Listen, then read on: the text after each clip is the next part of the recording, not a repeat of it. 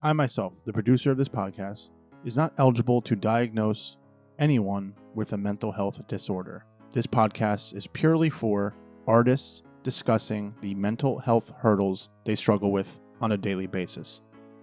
Enjoy. Hello, everyone. Welcome back to another episode of Where Is My Mind, the podcast about mental health and artists. I'm host Christopher Orangeo. Today, I have just a really unique, interesting individual that one day I hope I can call a legit friend, because I've worked with him but never hung out like outside of the film world or had any really meaningful conversation with until these episodes. If I'm just going to be real with you, you kind of come across that a lot. You work on film set for a weekend, you get these bonds, and then you just become Instagram friends and you kind of disappear. So I knew right off the bat I did want Eric to come on this podcast and talk about some stuff. And the first episode we're talking about is Imposter Syndrome. Eric is a really special individual that I think you guys are going to enjoy his outlook and what we had to say to one another on this episode. Eric is an award-winning cinematographer, editor, writer, director, and producer. He directed his first two feature films by the time he was 21. He studied directing and sociology at Emerson College. His latest short film, The Funnel Web, is finishing post-production, and the last feature he produced, Ripples of Water, is available on Amazon. So without further ado, here's the first episode I recorded with Eric Hackler about Imposter Syndrome. Hope you guys enjoy. We have another wonderful guest joining us today. I don't think we've ever technically... we've worked together on one project. Yep. I forgot Prince of Bollywood. Yeah. Oh, geez. I just watched that for the first time like a month ago, and I still had the script. Oh wow! Yeah, you were the last minute casting. Yep. Right, and then I heard nothing but good. I was on set a few days with you. Yeah. And you were really good, but I heard nothing from Yeah. Bill Drummer, nothing but good things about your whole performance. Oh, Bill's a dream. Yeah, I love working with Bill. I get every chance I get to work with him. Hell yes. He's great. So we have Eric Hackler here, writer, director, actor, producer. I don't know. You probably do multiple jobs. I've lost count sometimes. Yeah, yeah. You're very busy. You recently moved, right, from New Jersey? I did. I'm in Richmond now. Awesome. And if you don't mind me asking, what brought you down there? It was just kind of all the pressures and everything of COVID kind of needed a change. Yep. I've got friends in the area. It's close to the mountains. It's close to the beach. It's close to it's a couple hours from DC. It's my family's from North Carolina, so it's close to. Oh, okay. I didn't know that. Some stuff down there. So you're not are you a Jersey? Are you? I am. I was right. born in Red Bank, but yeah, my parents are both from North Carolina. Interesting. All right. So yeah, so you're closer to them. Yeah, vacation down there. Well, they live in Jersey, but they still live in Jersey. They're yeah. still in Jersey, yeah. But we always vacation down there, so I know that the area's kind of dear to me. And it was just, it's so much cheaper than trying to live in New York or Jersey right now. So that's for fact, and it's not that far, in terms of travel for if you need to do a project or an audition in New York or DC, let's say. I'm not sure. I just in the fall I did the DC 48-hour film festival. Nice. So yeah, and shot all that up in Maryland, so that wasn't bad. And then Awesome. I was just up in Jersey, literally drove back from Jersey to here today because I was up there for a weekend long film shoot. Nice. And how long is that drive? I mean today 4 hours. That's 5.5 today with a little bit of traffic. Okay, yeah, it's the same amount from New Jersey to Maine. I love Maine.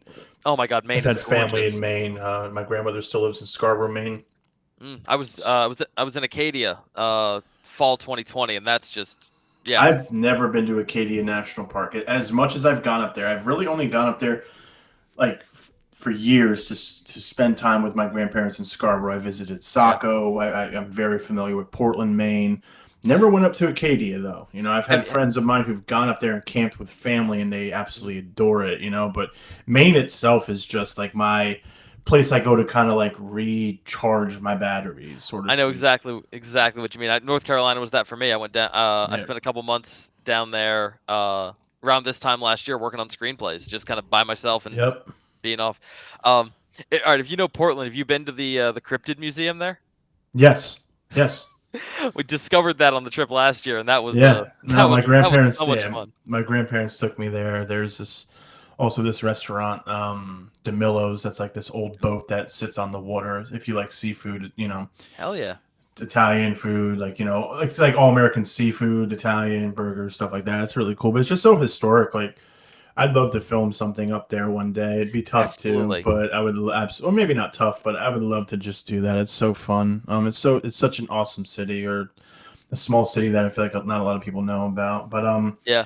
And you're right. There's an atmosphere to Maine that just makes you want to New create shit. England, yeah, oh yeah, Yeah. exactly. Yeah, that's actually a perfect way of saying that. And I'm sure for you down there in Richmond and in North Carolina, I'm sure you go to North Carolina, you're awe inspired. Where are your parents from in North Carolina? Well, my mom's from Greensboro. My Okay. dad's from Raleigh.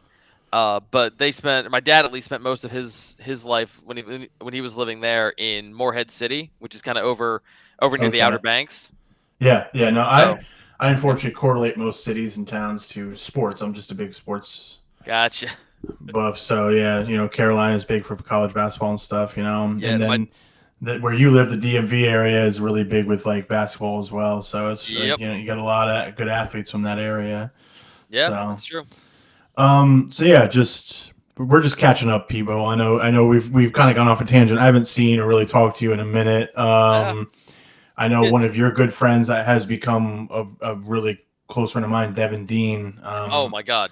I'd run through a brick wall for that guy. Honestly, Hell yeah. I think you.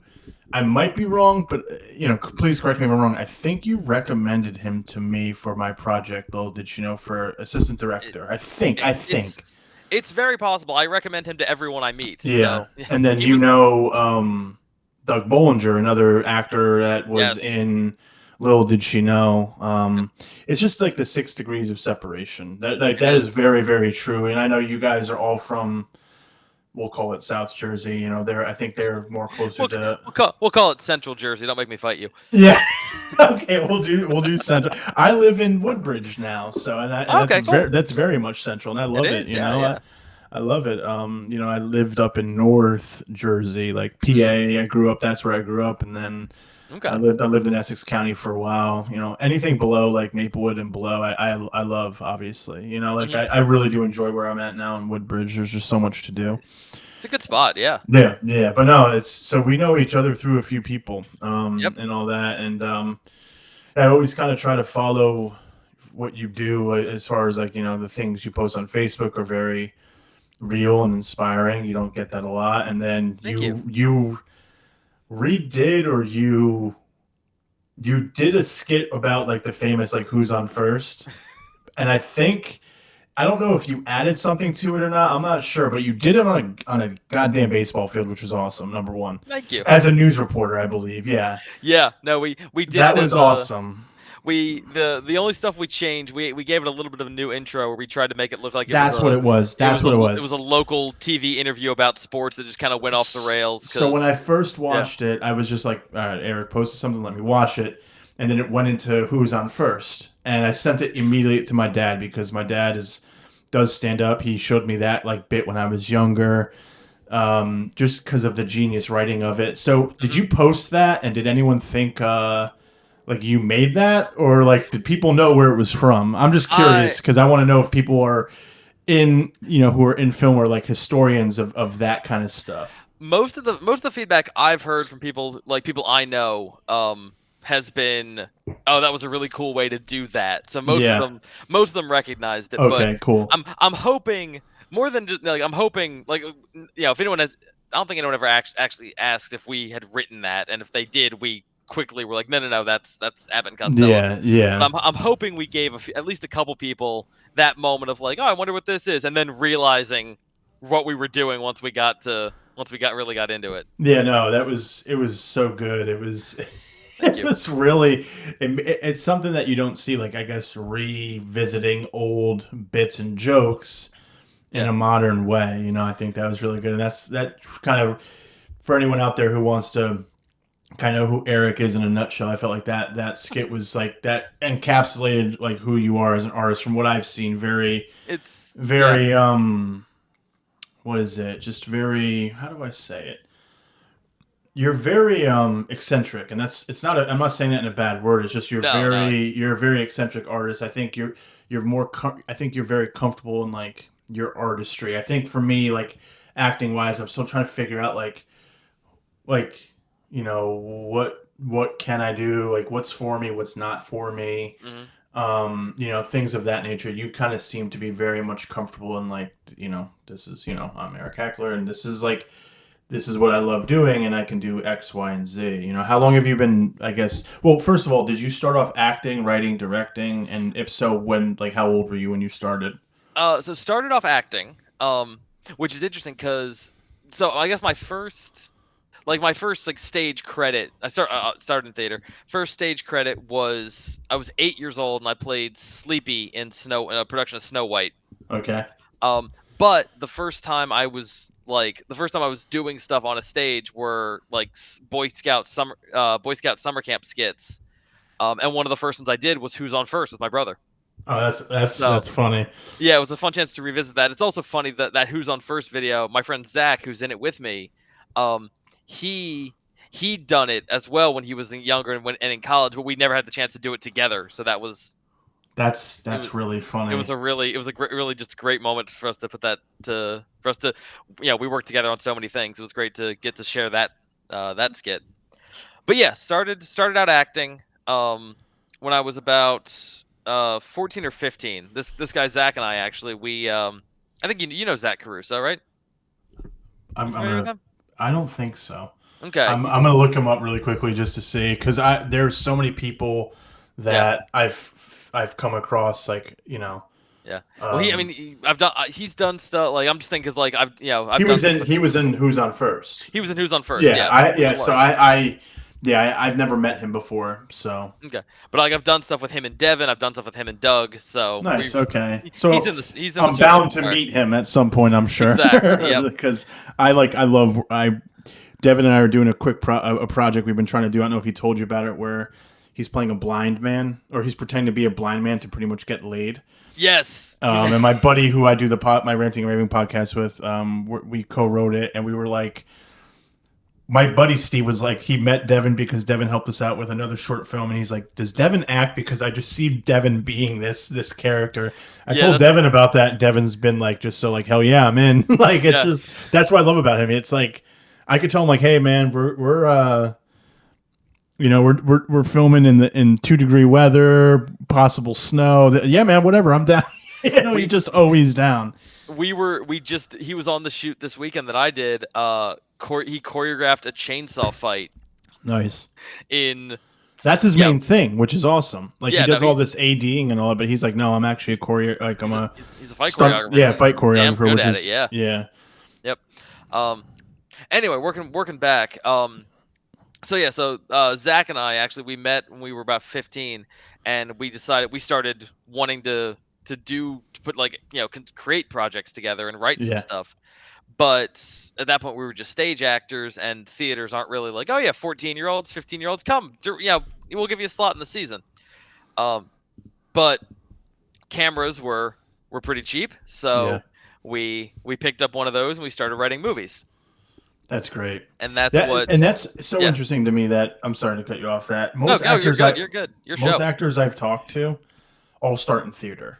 I'm the complete opposite. I went to film school, and I haven't done theater yet. I've auditioned. I've auditioned for theater because, I've said it in a few episodes. I'll keep saying it. My mom's like, real actors, they do theater, real actors. And she's not an actress by any means. She's an artist. And she didn't say it to me, it sounds worse than I'm saying it is, than it actually was, I mean. But she was basically like, if you really want to get in the nitty gritty of it, like you should try theater. I think you'll do really well. And I'm like, and that kind of leads to our topic of, imposter syndrome, which we'll get to. But I was like, I'm not cut out for theater. I can't do it. I'm so used to film where like, if I flub a line, they can cut, we can reset. When you're in theater, you can't, So Yeah, I you thought it was yeah. interesting that most actors I know start off in theater and they transition to film, and I feel like obviously the theater has benefited, you know, actors such as yourself, because I'm sure doing film, there was certain things that were a little bit easier for you. It Some can be. things, not There's everything, but something. some Yeah, it's things. there's some course there's the core stuff that's the same, and then there's the just the different challenges that come with the medium. But Yes. I will say, like, and this is I'm not making a vast generalization about film actors versus theater actors, because like, among other reasons, I've seen your film work and you're fantastic. So Thanks, like, man. uh, like you just, like, get on, like, you'll be fine on stage. But um like, I've had a few film actors, mostly in college, who I was working with, who were very much that kind of, like, I'm the talent, I show up, I just kind of, like, I'll sit here, I'll do this thing, but I'm not. They kind of kept a distance between themselves and the production. Yeah. Whereas theater, it kind of comes baked in with this, okay, we are a family, we're a team, this rides or dies on all of us together. um and as a filmmaker, I like to try to bring that to my sets and have that be the attitude on a set. So Yeah. I've always kind of, when someone tells me I'm a theater actor getting into film, I'm like, perfect, we're already kind of, we have a similar foundation there. Yes. Yeah. No, that's I think that's a really good point you make, because I don't know, I think film in general, like, I'm only speaking from film, unfortunately, but yeah, film, there's very much like that cohesiveness of, like, you know, that brotherhood, sisterhood kind of thing. But I could see how film can be very lonely. You talk about, and this is a thing I've been asking actors now, and I would love your opinion Sure. on method acting. Oh God. um Every actor, I'm not trying to persuade your answer. Every actor I've asked loathes I think loathes it.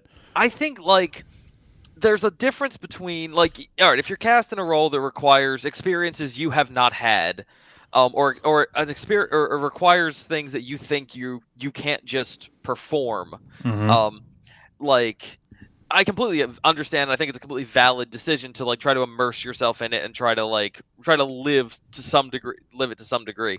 Yeah. um More often than not, like, I think people who claim to be method actors, like, you don't see, I mean, Tom Hanks, isn't a method actor, but, like, you don't see someone getting cast as, like, Mr. Rogers and going method and becoming the nicest person in the world. But you hear the Jared Leto stories. You hear the stories about Yeah. him, Yeah. going method as the Joker Yeah, and and sending sending like condoms, dead rats and all that dead other rats to stuff. people. Yeah, Didn't you play the Joker in like a fan made film, right? I did that. Yeah.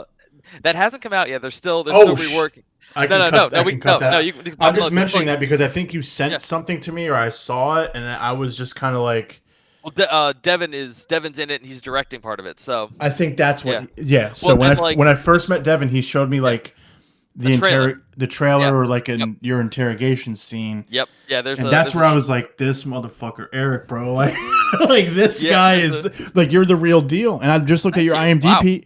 I just looked at your IMDb page, and you market yourself more as a cinematographer now, or as a cinematographer editor. You have a credits on a bunch of shit. But I Yeah. think, are you The diving more into cinematography now, or Not specifically. I'm not sure why IMDb lists. I think actually my cinematography credits are more is recent, so that's more? what Yeah, I pops think up. there's like 13 under Yeah. it. Yeah. But But no, I was the other, looking at your credits because I was like, I know he did a fan made.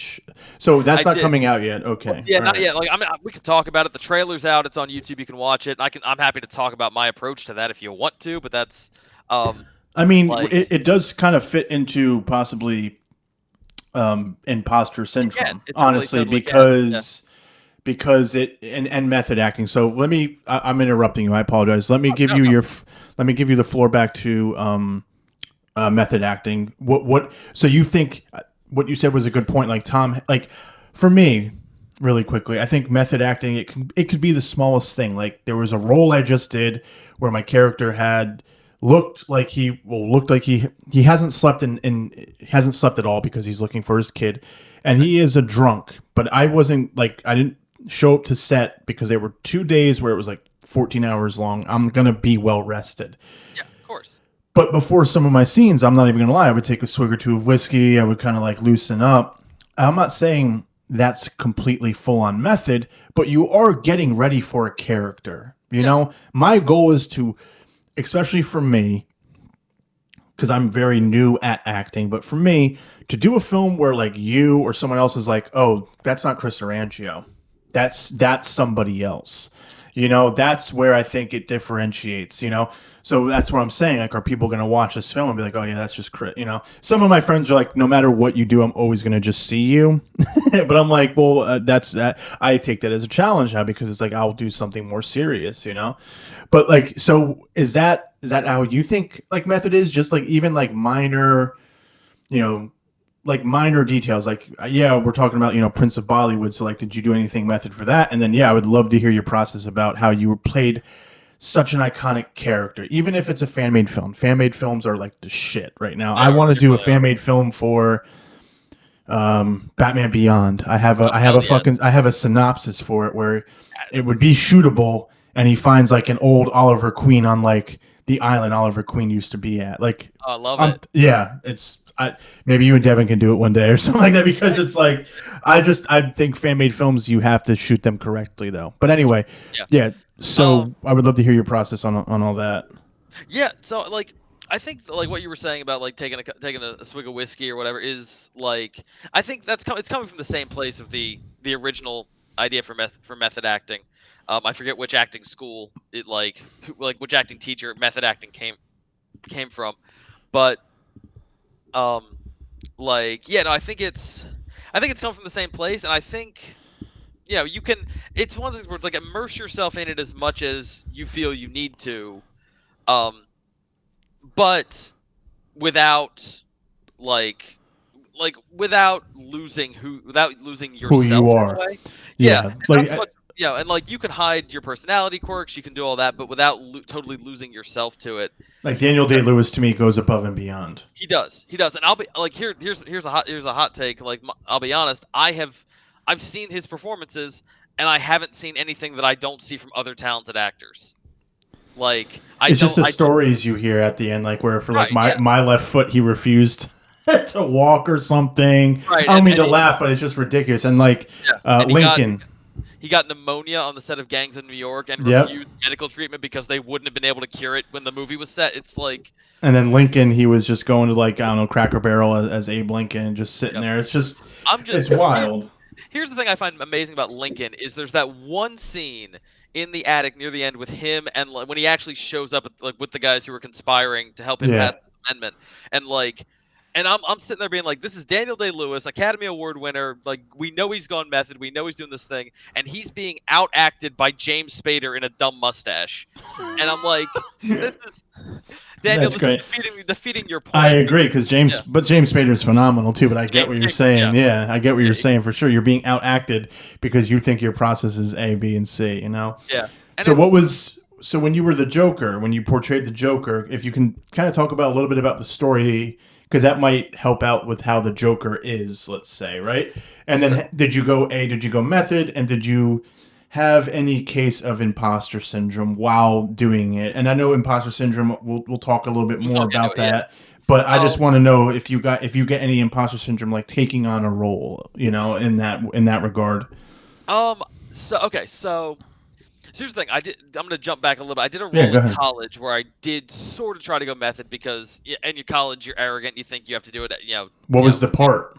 I was playing it's a nunsploitation movie. I was playing the bad guy. I was playing this British lord named Benedict Archibald Malcolm Foster, who goes by Lord Bamf.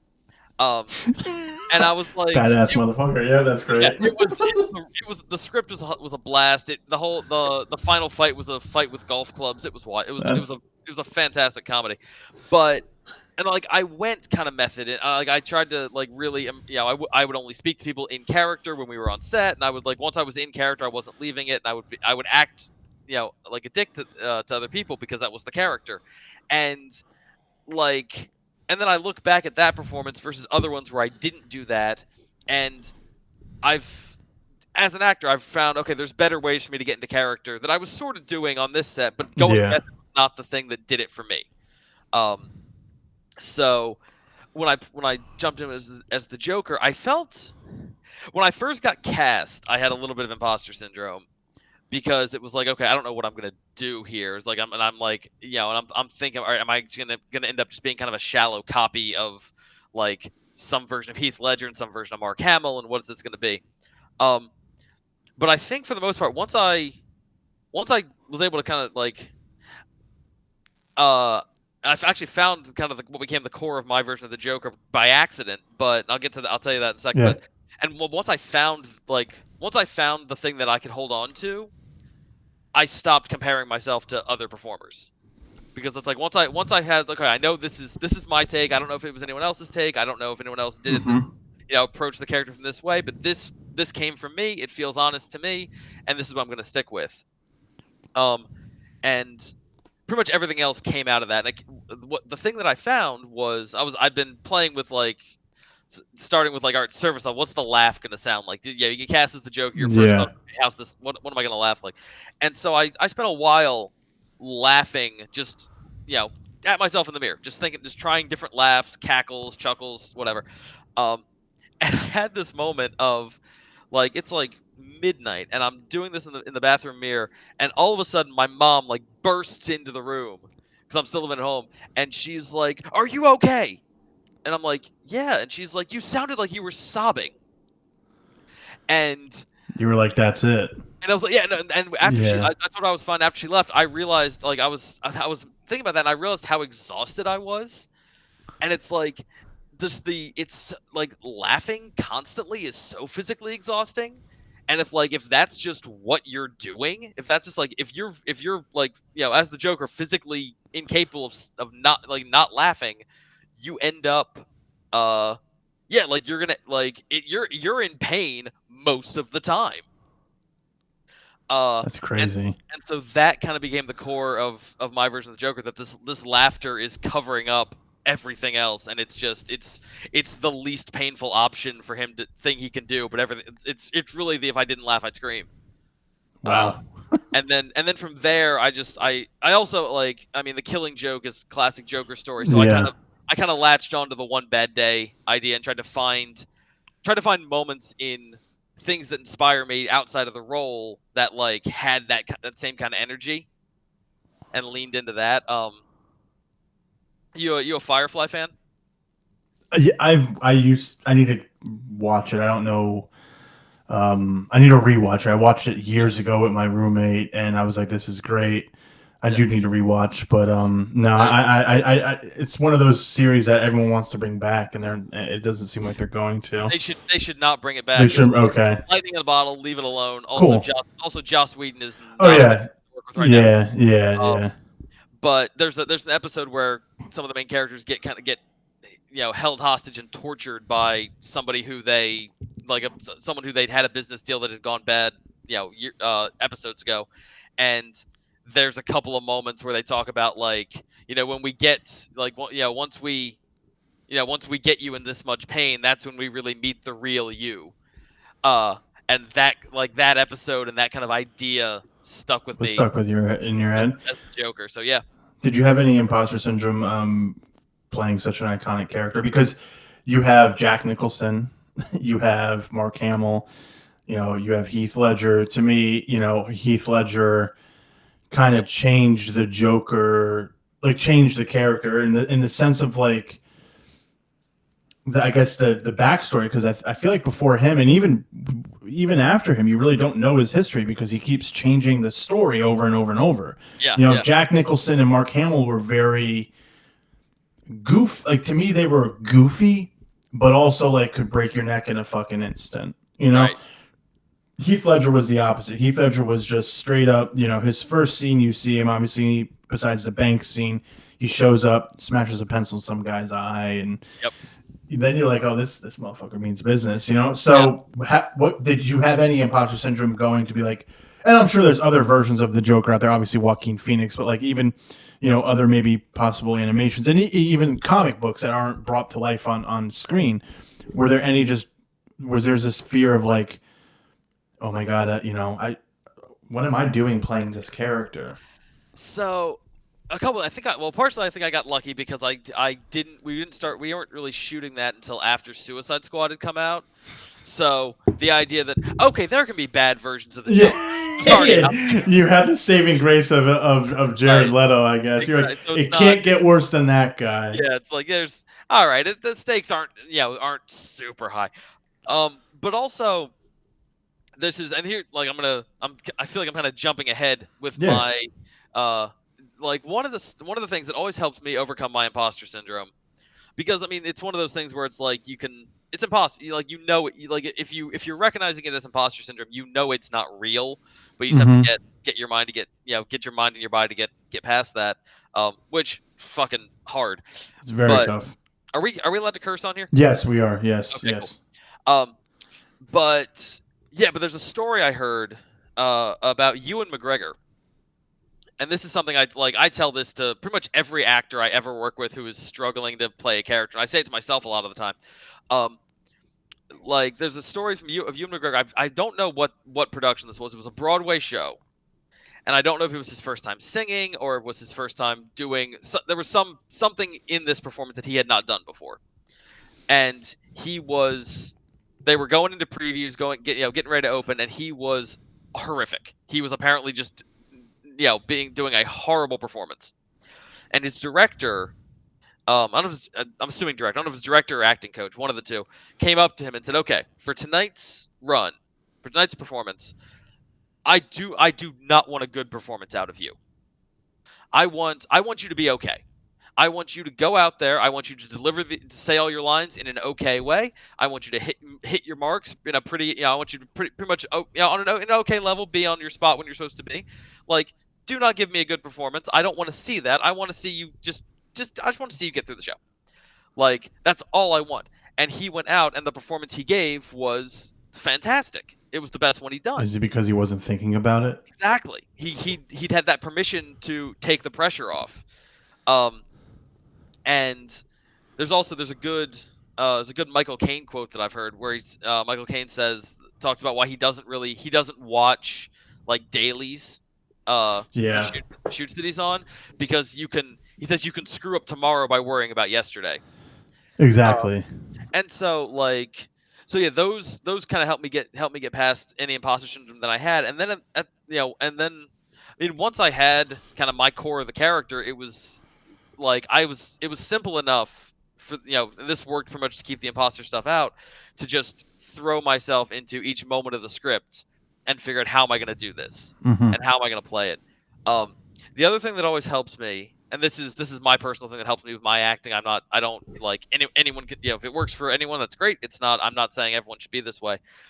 Is I get into character through music. So Yeah. I will, for pretty much every character I play, I'll pick out at least one song that really makes me feel like that character. But like for the Joker, I'll make a playlist. yeah, exactly. I had a playlist Yeah. of 20 something songs, and just before we were shooting, I just had those playing on set. What was some song? What were some songs? Oh, what else on that playlist? I'm trying to think. I know that the song that really sticks with that kind of that I always started with was "Requiem for a Dying Song," which is I think it's Flogging Molly. Um, Okay. but it's just this chaotic Irish rock song, um, that has just this kind of let it all go Mm-hmm. kind of energy to it. So that was the one that stuck with me. I think there's some songs off the Watchmen soundtrack. Yeah. There's there's a guy on YouTube called Miracle of Sound who does stuff that's like it's not like it's songs that like he's got songs about Batman, he's got songs about Skyrim and Borderlands and Mad Max. Like it's all songs connected to media. And he's got a couple really good Batman ones that were on my playlist. So like listening to that stuff pretty much right up until we started rolling, or we needed to turn music off to get us in place, um, helps because it deals with just having that time on set to sit there and be like, oh, what am I gonna do? Am I gonna be okay? Like, kind of helps. I know my head enough that I need to distract myself. If I sit Yeah. there quietly, I'll think about it. Oh, that's interesting. That's a really good approach. Get on So set and trust the process. yeah, no, you have to. You absolutely have to. I there's really only one project where I felt like I was like in the nitty gritty of it, Yeah. and it wasn't one of mine. And maybe that's what it is. Maybe right now I don't, you know, I'm not, and this is not a knock on me, and I'm not trying to make it sound like it anyway. Maybe I'm not Yeah. Yeah. capable of really being able to wear all the hats and like give 100% with all the hats. That's why, moving forward, I would like to kind of just focus on writing and acting. Mhm. It's funny. Some of my friends think my strengths are acting. They think some of them thinks it's directing. Some of them thinks it's writing, Yep. and only that. Not. And so it's kind of like, damn man, I felt like I could do it all, but I guess not. Because I think your friends in the industry are more. Um, they're open. They're open to tell you like their honest opinion, and sometimes you just don't. To me, I just don't want to hear Yeah. it. But I'm trying to like narrow it down to like what like for the film. I'm doing with Devin and my friend Steve. Like I'm just sticking to directing. I'm not going to Yeah. make a cameo. I'm not going to I'm producing it. I'm going to save money, obviously, and all that Yeah. nature. But I'm directing. But then the next one I'm doing. I wrote with my buddy Steve from Ranting and Raving, and I'm acting in it, and it's a comedy. And I think comedy is my strong suit, with at least acting and writing anyway. But the film that I was casted in and was brought on, you know, as a co-star, Slow Burn. I don't know if you ever saw it or saw I me think I, post about I it. think I saw some of the posts and some of the artwork. Yeah. Yeah, yeah. It was, and I did that a few years ago, like 2016, 2017. I got really into that because just the director really was demanding, and I overcame a lot of what is it, like insecurities, like because I had to take my shirt off, and I'm a bigger guy, and I don't really feel comfortable doing that. And there was a scene where we were standing in front of a bonfire after we just committed this ridiculous crime, and so we had to burn everything, and he's like, I don't think it's realistic that you'd stand there with your shirt on. Right. So there was a few things that just really pushed me to my, I guess being uncomfortable in that situation helped out for acting too. But yeah, I just think when you're when you're pushed to like when you're pushed outside your comfort zone, I think for me anyway, I think that's when I'm my best. Yeah.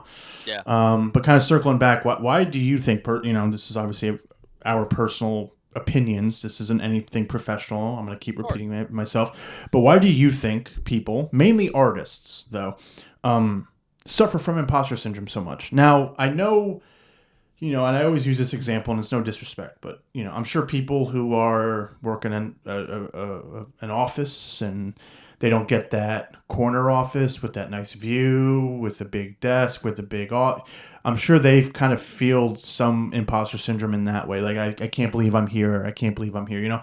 I work 9 to 5 in a company, and in 3 years I've gotten pretty good raises, but I don't feel like I don't belong because like I've busted my ass to get there, like, and I'm just going to be honest.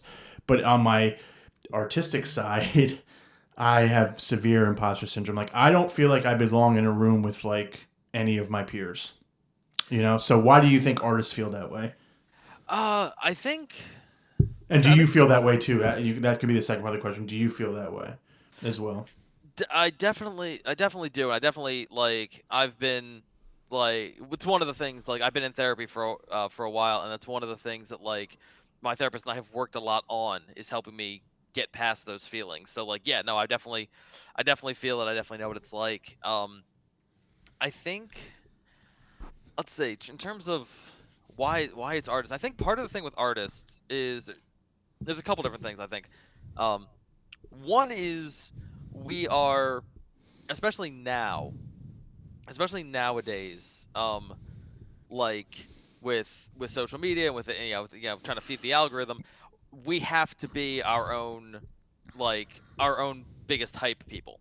Yeah. Like we've got to be the ones hyping ourselves up, and so every like this is the thing I got sick of in college too. And this fucked with my head in college. Was just the like you'd have you meet people who are in the industry and people who you see as like who you think are either we're on equal footing, or they're like a little bit above me and I could learn from them, and you're like, hey, I like, it's like, I shot a feature, and they're like, oh yeah, no, I shot a feature once when I was 12 on a camera more expensive than yours, man, but good for you. And it's like, there's just such that need to one up and to be the most Yeah. impressive person in the room, and that I think it's very easy. I mean, yeah, there's people who actually who honestly believe that about themselves, but I think a lot of people do it because otherwise you give into the fear that you don't belong there. I think it's a compensation thing in a lot of cases. Yeah, I So I think, don't. Yeah, go ahead. yeah, Sorry. no, so I think that's part of the reason that there's so much hype, and especially in film, in film, I think in music as well, like I think in everything, there's so much hype around, and such a pervasive need to make it seem like you are you're doing so many, you're so impressive, and like, look how big this camera is, and look at, like, look at the size of the crew, and look at the, all the stuff we did, um that it becomes very easy to feel like you don't belong there. Yeah, no, that's a really good answer. I think people, you know, to the first part you said where someone's like, "Oh, I did that when I was X, Y, and Z." Like, Yeah. I don't think a lot of people like, I'm trying to tread softly. I don't want to offend anyone. I don't want to like say Yeah, something yeah. to even like offend you or anything. I'm not trying to, but I just feel like we need to give one another. I love the term like giving people their flowers. Like I think you need to do Yeah. that. Ever since like I said, I'm a big sports fan. Everyone always loved Kobe Bryant, but he passed away way too young, and I think that put a lot of people into perspective about like appreciating the greatness around you Yeah. while they're still alive. Like I said, I know we know each other here and there. We're not like we're not super super close, but I'm not. That's never going to stop me from being like you know, you know, commenting on your post on your Facebook Yeah. and things Yeah. like that because like it's nice to see that like it's just tough to make art. It's It tough. is. It's tough enough to, you know, get the courage to post it and hit that, public button And on YouTube, and it sucks when you post something like I'm really excited about like my podcast, ranting and raving podcast is coming, depending on when this comes out, we're coming back in March, and I nice. posted like a funny clip and I got like 6 likes, 3 of them from my family Yeah. members. So it's just kind of like, like that's where, I think social media really, for Yeah. me, plays a part into it. Like, and It that's does. the answer I've given in all of these episodes that we talk about imposter syndrome with the different actors and actresses. I Well, think I think social media for me does it because I see an actor who I don't think is, or a filmmaker or an artist who personally, and this is, I guess, jealousy, and I hate to be so honest about it, but this is what this podcast is about. I look at some artists that I'm like, I know they're not as good as me. Like, and that's just and there's just facts. Like, there is facts. Like, I know for cinematography, I am not the guy you go to. You're the guy. I'm the guy you go to if you need a project to be produced, there you go. acted, or directed or written, or if you need a character, that's me. But like gaffing, cinematography, that ain't it, dude. Like, so, and I will be very honest about it. But there are some people who, like I said, who I don't think are as good and kind of like brag about how good they are, and it's always the ones that are really good that don't ever brag. Yeah. That don't need to do all the talking because their work is going to show for themselves. But then you Yeah. see on social media that they get 50 to 60 likes, and it's like, bro, why? Or they have Yeah. like 15,000 followers, and it's like, how? Like, Yeah. how is that happening? So It's a thing we were talking about. I was talking about this. I got a bunch of stuff that ways I want to respond to what you just said, because there's a lot of good stuff in there. Um, the where where's it going with this? It was, oh yeah, we were talking this weekend about like I kept telling people, like, guys, try to get behind the scenes pictures and videos, try to capture some stuff, because if, like, I know that if, like, on a set that I'm running, if I leave it up to me to be like, yeah, we need some behind the scenes stuff, yep, I never do that because I'm no, busy making the movie. I agree. I think and this is not even uh I don't know. Yeah. Like there's been people who brought like their girlfriends on or their significant others on, or their husbands on, or Yep. if I'm shooting a film and my wife is on, like she's the one who's just snapping photos, because I'm not saying that, you know, that they're not doing anything, but if they're helping out with like craft services, like they're going to have time to snap photos and see what's going on. Like there's times where I brought my dad and my uncle, were like, I want to see what the fuck you do. Like, come on. And I was like, dude, as long as you are not a distraction and you don't be like your typical parent where I say cut and I say, you know, quiet on set and you're still talking, you know, then we're going to have a problem. But yeah, no, there's times where people will snap on, but my focus, if I'm, you know, you see it a lot now, you know, with like Ozark, where Jason Bateman is acting and producing. Ted Lasso, Jason Sudeikis is producing and acting and writing. I think I fall under that more, if I'm being honest with you. Directing, I will give to someone I trust, right? So I will leave it up to someone else to, you know, if someone asks, do you take photos? Yes, you can. But you know, when I'm on set, it's probably the only time I'm really not on my phone. Unless if I'm a PA and they don't need me as much. But most of the sets I'm on that are mine, I am in the nitty gritty because that's just what I've chosen. You're exactly the same way. So you get it, you know? Yeah, no, it's funny because I tried to do that. One of the days we were shooting this feature I've been working on, it's been going on for I think 4 years now, just weekends and COVID. That's what I hear about features. I've never done one, and they just say it takes time. Takes a while. Yep. We were shooting a weekend that my now partner she was staying with me, and I was like, hey, come on set, I'll give you my camera, you can just take behind the scenes stuff. And she got there and she was going to do that, and the director was like, hey, let's have her play like the crime scene photographer. So I'm like, okay, so she's in the movie now. That's pretty dope. It was just like, and that worked out. She now has a whole character arc, and it's this whole great thing. Oh, is she an actress? She is actually. She's a spectacular singer. So she's got a master's in musical theater, and she's a stage manager. Oh wow. Okay. Yeah, you want to talk about somebody who owns the stage? Yeah, I'm sure. But yeah, no. But she was on set and it was like, yeah, just take pictures, and then she has a whole role in the movie. That's awesome. It's cool. But also at the end of the shoot, it's like, great, we still don't have pictures. Yeah. Oh yeah. Right. Yeah. Because she's her own character. She got something else to do. Yeah. But going back to something you said about when you're posting stuff and just about social media, I think there's a couple things, and I'll be honest. One thing that I love, I think I've seen you share this, I think, a few times, is the, like, you know, we as artists, we're not each other's competition. We're there to build each other up. And I think that's so true, and I wish we could, you know, make that kind of the core of artistry and sharing stuff on social media rather than. I haven't shared it with that, but like I'm, you know, I might have liked it and you've seen it, but I wholeheartedly believe in that. Like, this feels like his kind of thing. Yeah. Just because I appreciate that. Yeah, I'm just saying if I see a casting call that's looking for something that fits your description, I'm going to tag you in it. Or if someone's looking for a cinematographer, I would tag you in it. My buddy Andrew, you know, I will tag, because it's, you know, I was just, a buddy of mine just did a feature in 20 days, not in a row, just from November to February. Nice. And I was on 4 shoot dates of those as a side character. Yeah. And he messaged me like, hey man, I'm looking to give you a role, which is fucking awesome. That's cool. And then he's like, do you know a cinematographer and do you know a makeup artist? And I was like, well, yeah, I know both. So I gave him the contact information. He hired them, and he's like, I can't thank you enough. And I'm like, dude, like, I'm not looking for the fucking praise. I'm like, this is what it's like. This is what it's all about. I'm hoping when I need something that you might be able to help me out. And it's not a tit for tat thing. It's just I'm hoping that, or not even you, just one, it's a pay it forward system. I'm hoping one day someone helps me out with that, you know?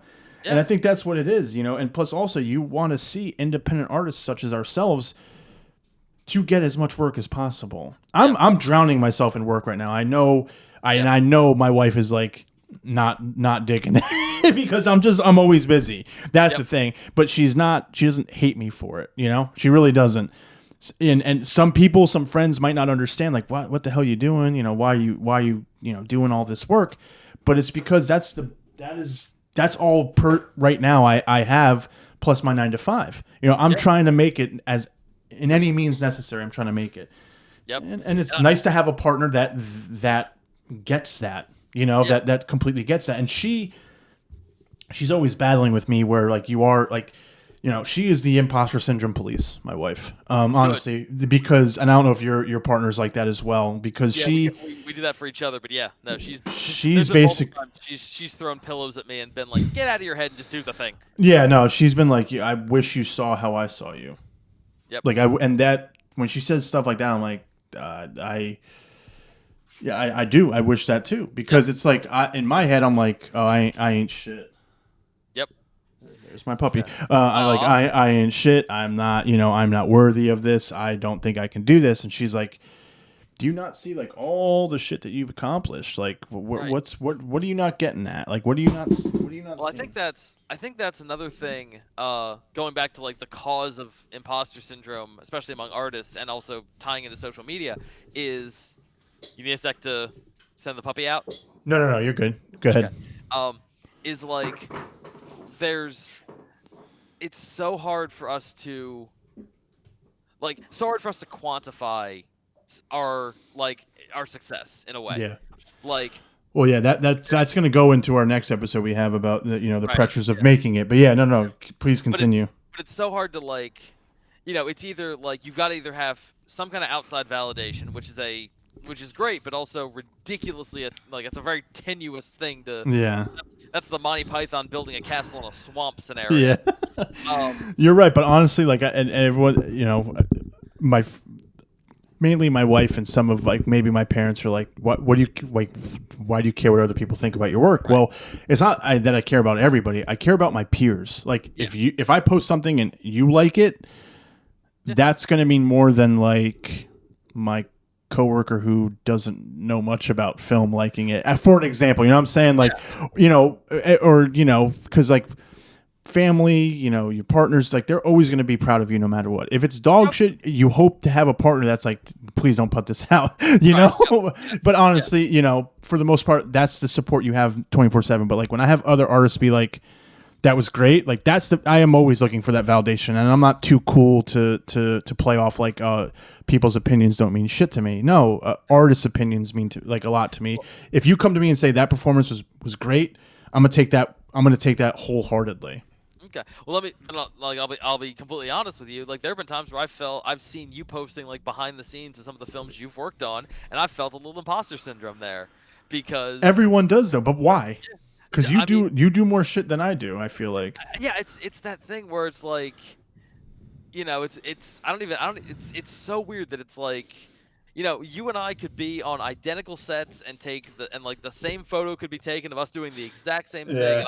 and I'd see yours and be like, man, look at him go. I can't post mine. Mine's not Yeah. like, and it's Yeah. but I see your work and I'm like, dude, this guy's I'm aspiring. I'm trying to I catch up. think same man. I appreciate that for real, and I think that's good to have. Like I know I keep bringing up Devin because he's a mutual friend of ours, and he's very much like I lean on him a lot as an AD Yes. for him to be like, for him just to like be the supportive crutch that you're like, yeah, man, no, we got this. Like, we're good on time. Like, let's do this. We have time. We like, that's really important, Yeah. So if you the feature that Devin and I worked on back in 2017, Ripples of Water. Yes, well, Doug was in that, right? Doug was in that too, yeah. No, we did that project. Like there were so many days where neither I nor the director AJ, like we didn't like we're like, are we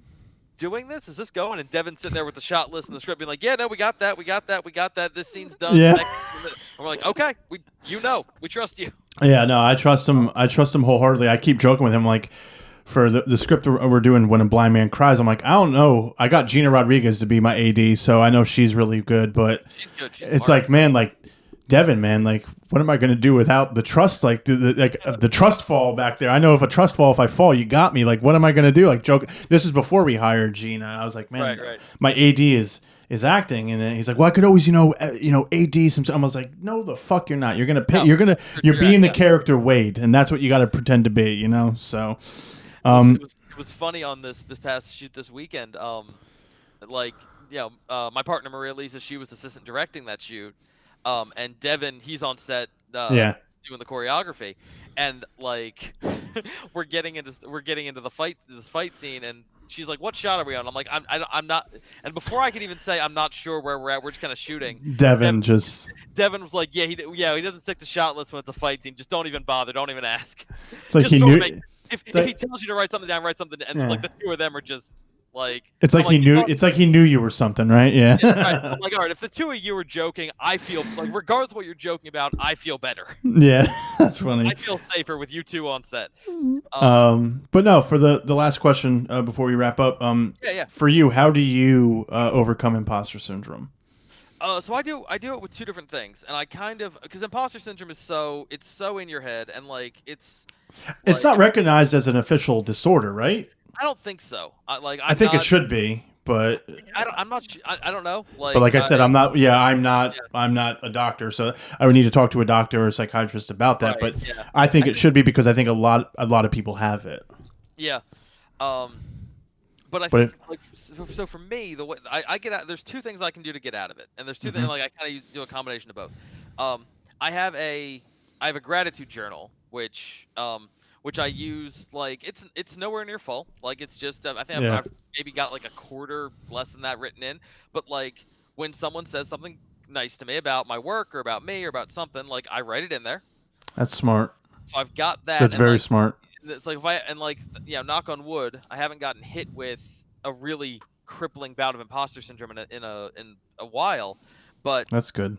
If I do, I can go back to that and flip through and be like, okay, you know what, perspective. This person said this about me. Yeah. Like and because I write down what the quote and who said it, so I can be like, all right, there's a bunch of people who said this shit. So that helps. The other thing, and this is something I do before every film shoot, like on the drive to the set, I either pull up either one of Roger Deakins' podcasts, or I pull up like a Cinefix video about cinematography, or just some kind of analysis, some kind of praise of filmmaking. Somebody talking about film in an artistic, exciting way, and listening to that gets me out of my head, and it stops me thinking about like what I could mess up and starts me thinking about what I can accomplish. And so I show up on set inspired, and that usually gets me through what I'm doing, and that really helps.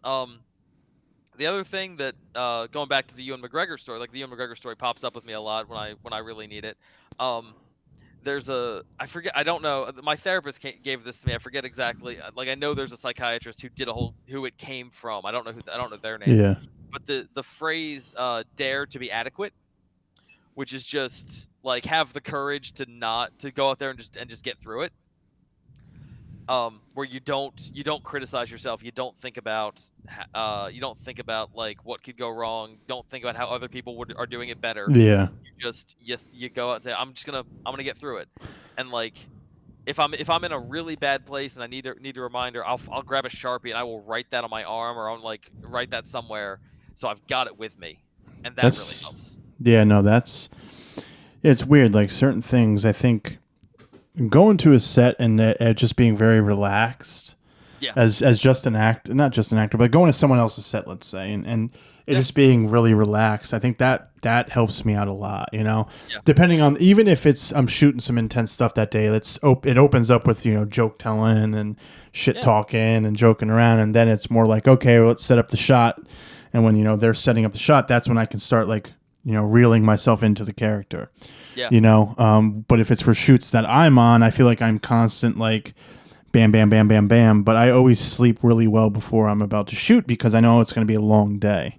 Yeah. And I do have the confidence in the team behind me. There's certain projects I'm working on where it's like I'm working with a new DP or a new crew. There I might be a little nervous because it's first impressions for all of us. Yeah. But then you just kind of think about like what the project you're doing, and like everyone is willing to come on set and help you work on a project like that. That should give you the confidence in itself. It should, and it's also like I've gotten very lucky that I've had a lot of like very talented, very good friends on set on a lot of projects, and there have been times on a lot of the last few projects where I'll get kind of stuck on something. I'll be like, I wanted to do this, but it's not working, and I'll just pull my friend aside, whether they're my AD or my one of my casts, and be like, tell me it's going to be okay. And they do, and they're like, no, you're doing great. No, you're And doing great. Yeah, I do. I ask that to Devin all the time. Like, am I doing all right? yeah, Am I fucking up? Nah, man. Like, come on, yep. dude. Yeah, you're doing great. We're And doing good. So, yeah. yeah. I don't do that as much because I think that's smart what you do. Like, you pull someone aside and just tell one person, because you don't want people thinking, oh, this person doesn't have the confidence. Like you're too in your head. You don't show the confidence, and it's like, oh, this guy doesn't think he knows what he's doing. Then how is he going to lead us, kind of thing, So, I mean, like, I know what you're saying, and like, what I'm saying, I don't think I was clear. What you did and what I do to go to one person, I think that's needed. But I don't want to do it in front of other people who probably now think, like, if my cast sees me do it, they're like, he's supposed to direct me, and he's asking the AD, is tell me we're going to be okay, Well, here's the thing. Then this is I didn't remember. I realized I remembered this. There's a story I read about the production on Drive, like Yeah. with Gosling, and apparently he and the director, like in pre-production, they met up to talk about the characters and talk about just the inspirations. And at the end of the night, they took a drive together, and they both ended up just crying their eyes out, just because of the shared the emotions they were sharing about it. Oh, wow. And I'm like, I would love that to be like, I want my set to be open and honest. I try to like, as much as I can tell people, Yeah. like, egos out. Yeah. So, if there's, this actually gonna come full circle back to theater. Like, there's been times that I've been in shows with somebody where someone is like, guys, we'll say to the whole cast, like, I'm worried about pulling off this scene. I'm worried that I'm not doing a good job in the scene, or I'm not doing a good job on the character. And the rest of the cast will be like, no, you're good, and we've got you. Yeah. And that's like I think that's important too. Like, yeah, I think, rehearsing and table reads are very important too. So kind of people can kind of get to know one another. Like I always share this story all the time. I did one rehearsal for the film Little Did She Know. That's the one Doug was in. I did it with myself because of course I had to put myself in it. This actress, Catherine Malusky, and this actress, Randy Sloan, and Doug Bollinger. And it was a Saturday, I think a week before the shoot. Now, I gave them character bios. I was talking to them separately, but I was like, hey, like, let's go out to lunch, and then let's go to the library, or, I rented a room in the library, so to speak, and we just did a table read. Yeah. And it was like a 7-hour day. And I think going to lunch first was good. And then Katie realized that Doug taught her. And it's a small world there. And it's like, oh, like, holy shit, you were my teacher. And then just getting to know everyone, having lunch, just like really, I think Doug was like, how do you know Devin? Or no, not Devin. How do you know Eric? And I was like, oh, just through some projects. And we just kind of got to know each other. Then we literally went down the street to the library and read, and we got to know each other. And I conduct my sets where, like, actors can bring stuff to the table, and I will either be like, that doesn't work, or yeah, let's roll with that. You read stuff out loud, and I'm not the type of writer that, like, we have to stick to every little thing. If there's a different phrase, how they would say it or deliver it, I try not to write a lot of action lines in my scripts because I want, certain actors to feel like they have the room to do that. I think that's more of, that's how theater is more, I believe. Or maybe the opposite. I don't know. I feel like there's not a lot of action scenes in... Because there's a lot of action in film scripts. But I think someone told me, like, in theater, it's more like, yeah, you have to go from point A to point B, but... Yeah. Unless if it's a musical or something of that nature. Yeah. But I think it's very important to keep your it's important to have, and you see, like, why so many sets are so close with each other. So many casts, like why, like a Bryan Cranston and Aaron Paul are so close, or like the cast of Sopranos are so close, or just any show that was successful, any movie, it's because they built that, that trust.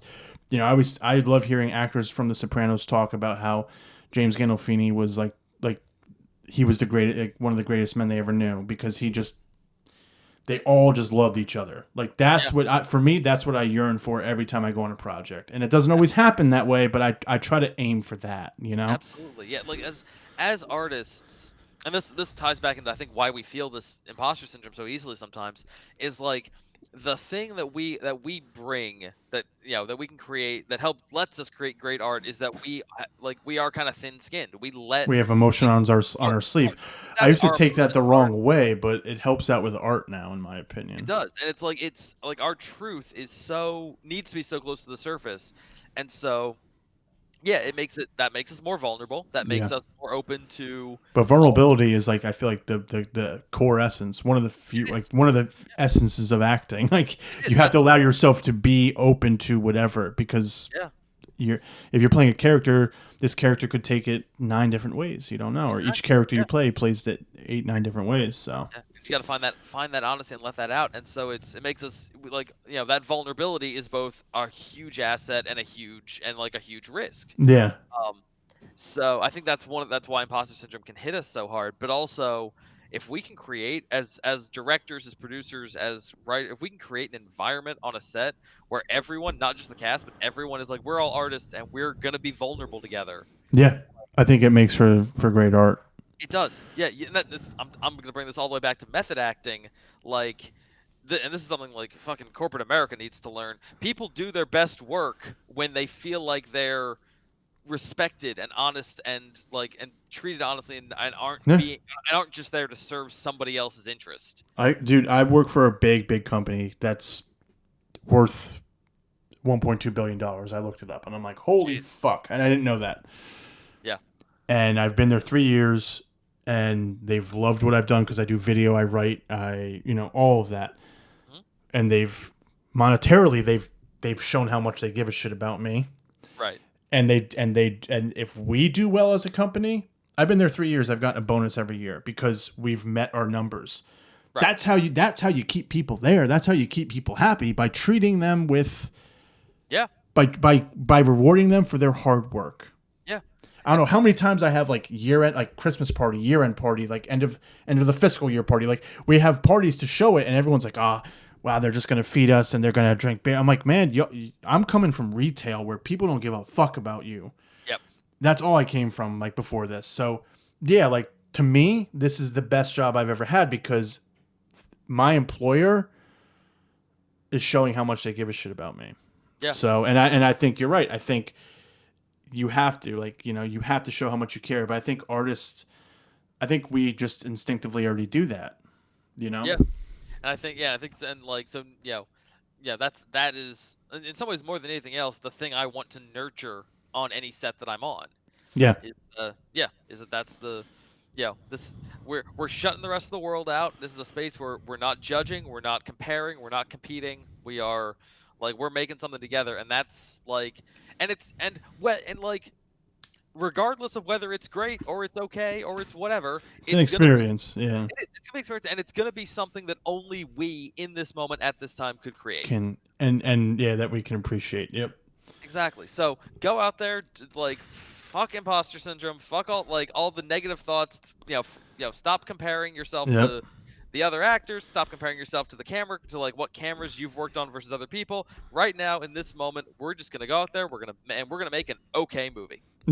I love that. All that matters. Yeah. So, but no, I appreciate you coming on, man. You're very, very easy to talk to. You are so welcome. I love talking to you too, man. Yeah, man, and I'm excited for our next episode that we're going to record. The pressures of making it. I think that'll be interesting. I can't wait to hear your thoughts on it. But once again, this is Eric Hackler. Do you have anything you'd like to promote? Like I said, I'm not sure when this is coming out, but I don't know if you just want to give like a social media handle out or like your YouTube channel. Like, please feel free to do so. Yeah, no. So my website is erichackler.com. You can like find ridiculous number of my pieces there. I'm also I'm on Insta. I'm on Twitch. At Checker Liar. Name of my production company. If you're interested in editing, almost my entire Twitch channel is just me streaming my editing process. So if you're interested in post production, check that out. And the if you're looking for something to watch, go on Amazon and look up Ripples of Water. That's romantic comedy feature that I shot a couple years back, and that's kind of some of the work that I'm definitely proudest of that's out and available right now. Awesome. Thank you very much, man. Until next time. Till next time. Once again, this is Where Is My Mind, a podcast about mental health and the arts. I'm host and producer of the podcast, Christopher Orangeo. All episodes will be available on Spotify, YouTube, Apple Podcasts, Radio Public, and Amazon Music. Once again, this is Chris Orangeo, and thank you for supporting.